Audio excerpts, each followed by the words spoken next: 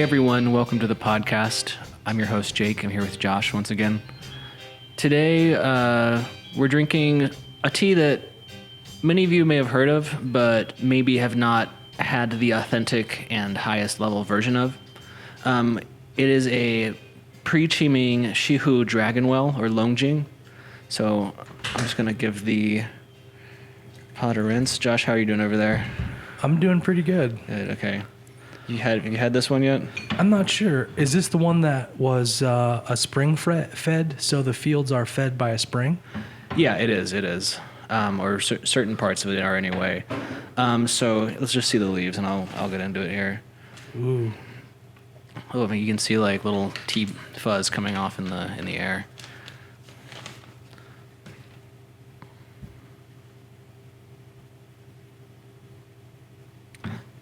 So Dragonwell properly needs to come from Hangzhou in Zhejiang province. More specifically, this one comes from the true source, or the village of Shihu.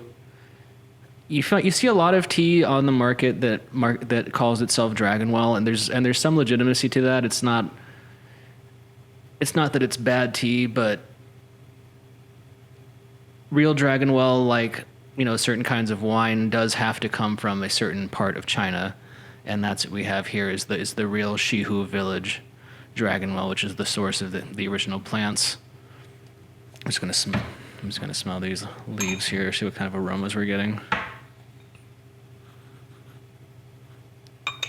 Josh, you want to smell the dry leaves? Oh yeah. Oh yeah. Yeah, so there should be some kind of sweet, nutty aromas that's very classic for this kind of tea. Of course, Dragonwell is one of the most famous teas in China. The Shihu area is pretty protected. Only a small number of farmers are allowed to work there, and the ones who have who generationally own tea fields there. Again, a lot of tea outside Shihu calls itself Dragonwell, and if you can see, for those watching the video here, the leaves are flattened right now. This is the very distinct like Dragonwell style,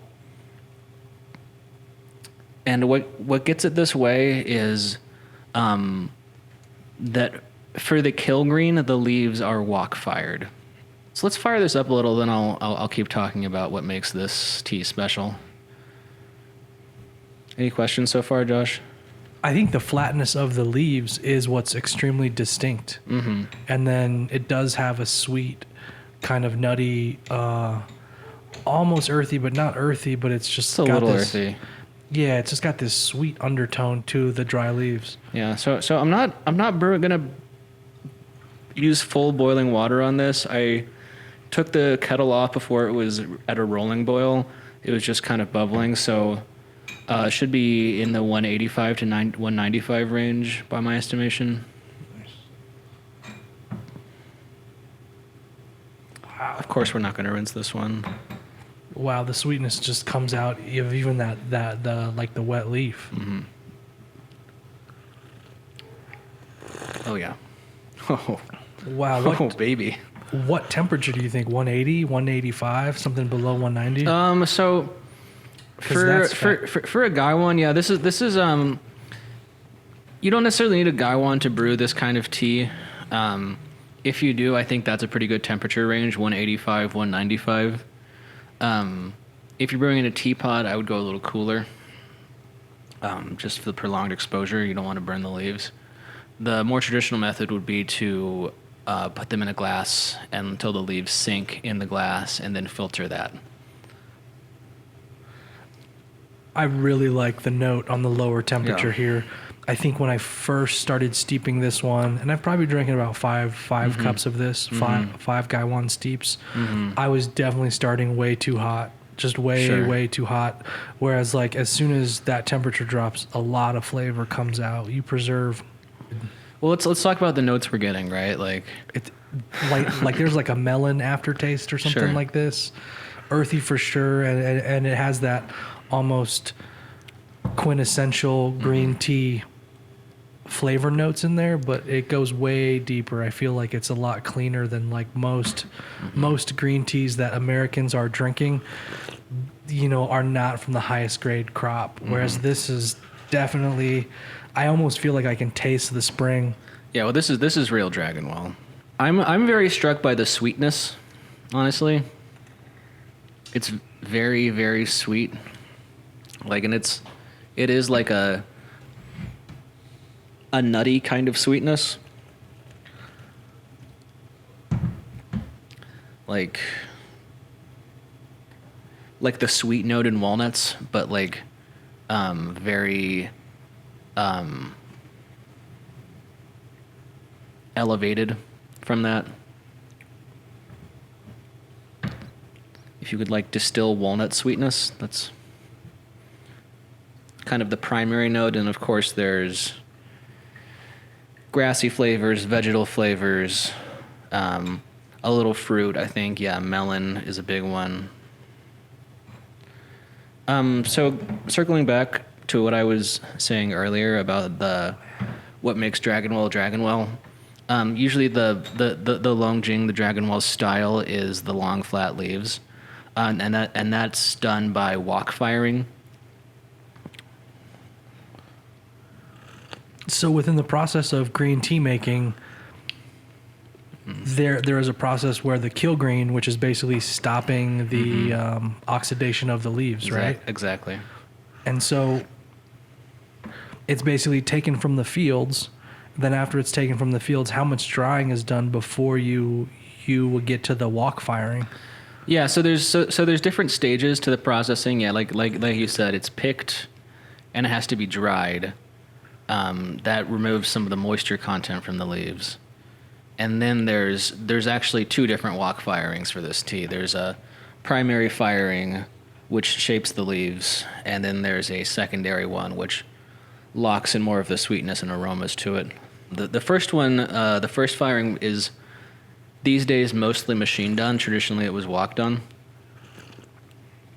like done by hand in a wok. The second stage is generally still hand done for the real high grade Dragonwells, where basically an artisan has to sit there with the leaves and touch a 400-degree pan with his bare hands and manipulate the leaves in them. It's supposed to take years to master. So what on that steep, little astringency creeps in, right? There's some, but there's a lot of roast aroma, I think. Garden peas, I don't know. Yeah, you are spot on about that roast aroma. It's like you could smell it a little bit in the dried leaves, but this second steep, it's really coming out. And then we're starting to taste some of the greener kind of flavors like the peas. Sometimes I get a citrus note off of some of these steeps, and like I don't know why. Maybe it's just the temperature's just right. Yeah, I think citrus. Yeah, citrus is also it's subtle, but it's there. Yeah, very subtle. I'm gonna tone down the steep time a little on this one. Last one was like bordering on harsh. Yeah. The last one did seem a little bit. So I mean, really, with this, you're looking at 15 to 20 second steeps. You're not trying to go not long. No, it's delicate. So 30 seconds might be a little too much for this one. No, in a Gaiwan for sure. This is 8 grams of leaf. I pre-weighed them all in on the smaller side Gaiwan. So any time you brew tea in a vessel, you consider the ratio of volume to a leaf you're using. Yeah, so just like the more leaves you would use, you want to do a faster steep, basically. Yeah, relative to the brewing vessel, yeah. Yeah, because normally, even for me, in this similar 100 milliliter brewing vessel, I would probably only use 4 grams, like half the amount. But also drinking with the 8 grams, I mean, I think that's just a standard measurement, right? By dialing up the leaf ratio, you bring out more of the flavors, and it's definitely a good way to evaluate teas, is to like overbrew them a little and see what they do. Oh yeah, that makes sense. The other one too is, when you brew a solid 8 grams, you can usually get more steeps. Exactly. It seems like. Exactly. Well, you're using more tea, you get more tea, right? Yeah, and then it's like you can totally taste the flavor shift, probably a lot stronger. Yeah. Yeah, so other green teas, green is a very broad style, obviously. The kill greens are done differently between different green teas. Of course, like Josh was saying earlier, kill green is to deactivate the enzymes which cause oxidation and to keep the green appearance to it, to keep the green things in the leaf. Otherwise, if leaves just fall on the ground and they turn brown, it's essentially what happens to black tea, is they oxidize. But in other classes, Japanese green teas are steamed. Many Chinese ones are baked. Not many are pan-fired. Dragonwell is fairly distinct in that. Of course, you see many teas calling themselves Dragonwell. They're from other parts of China, but they have that style. Again, that's not necessarily a bad thing. There is something to be said about having Dragonwell from the source where it's traditionally from. The climate it does have a specific microclimate that's good for these specific tea leaves. There's a certain water profile, obviously, that feeds the plants, certain weather patterns. I was really impressed by this one because I don't drink a lot of green teas, just because I think I've really been exposed more to the cheaper green teas. And then once I started realizing like the mid-level to high-level green teas, the flavor is similar, but not, because this has a sweetness that I find most low-grade or kind of run-of-the-mill green teas just doesn't have. And there's like a freshness within this leaf energy. The thing about green tea in the West is most people, frankly, do not know how to brew it. So even the bad ones, or the mid-grade ones even, are still getting burned by most people. So again, it's important to consider things like water temperature, leaf ratio, brew time, because you really want to go out of your way to not scald the leaves. Scalding the leaves, you're going to get astringency. You're going to get like more roast character, maybe like beanier flavors, but you're going to lose the sweetness and like the top notes, the citrus, the nuts, which is really traditionally what these teas are about. That's what they've traditionally been enjoyed for. So we're on steep 4, I think now, right? Yeah, steep 4. Yeah, this is good for a green tea. It's going. It's the other big qualifier for traditional Dragonwell is that this is pre-Qiming festival harvest. The idea is that it's in early April. So if it's pre-Qiming, then it's harvested very early April or late March. So the leaves are smaller. They haven't accumulated as much water content in the leaves. Usually there's a rainy season around April in China. So if the tea can be harvested before then, it's ideal, because you want less moisture in the leaves that you're getting. A large part of the tea process is taking the moisture out of the leaves.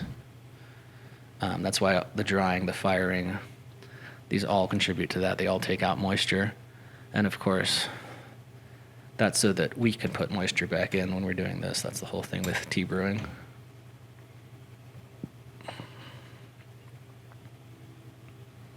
Questions?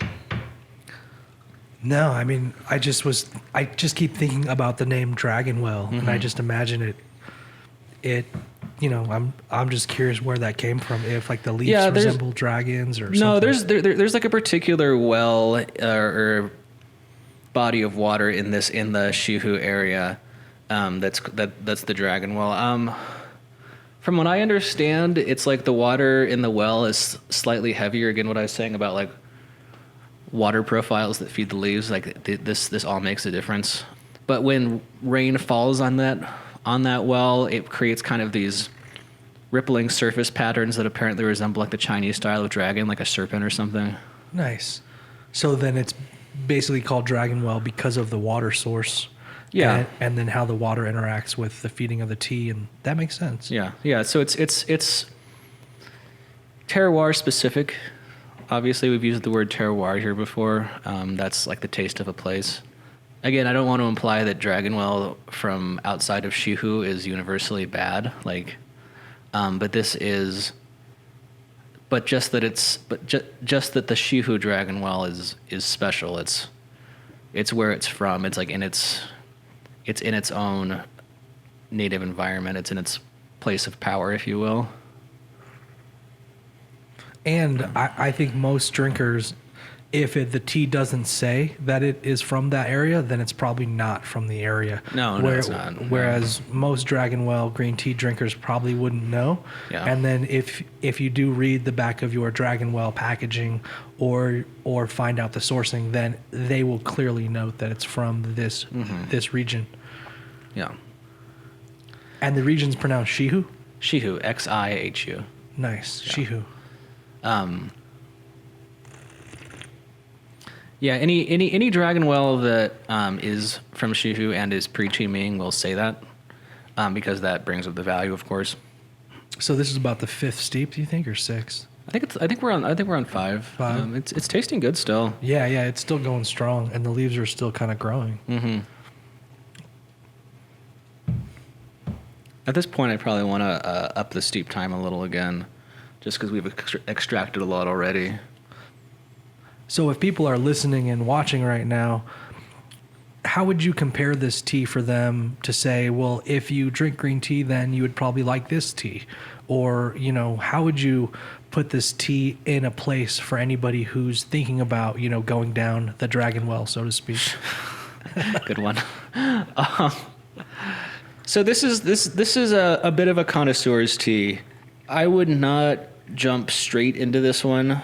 Have some other greens, see what's out there, like see what the mid grade is like. I mean, it's just like anything, like, if you're thinking about getting into Scotch, you don't go and buy the $150 Lagavulin, right away, because you may not like appreciate the nuances. But if you have had a few good green teas, if you think you like green tea, are specifically interested in like Chinese style teas, Chinese tea culture, this is a great place to go, because this really is like the true taste of like one of China's most prized teas.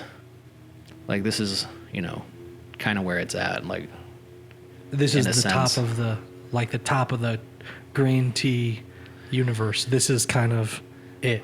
Why do you think it's so important, this tea, to Chinese culture? It has a very long tradition. It's very well loved in China.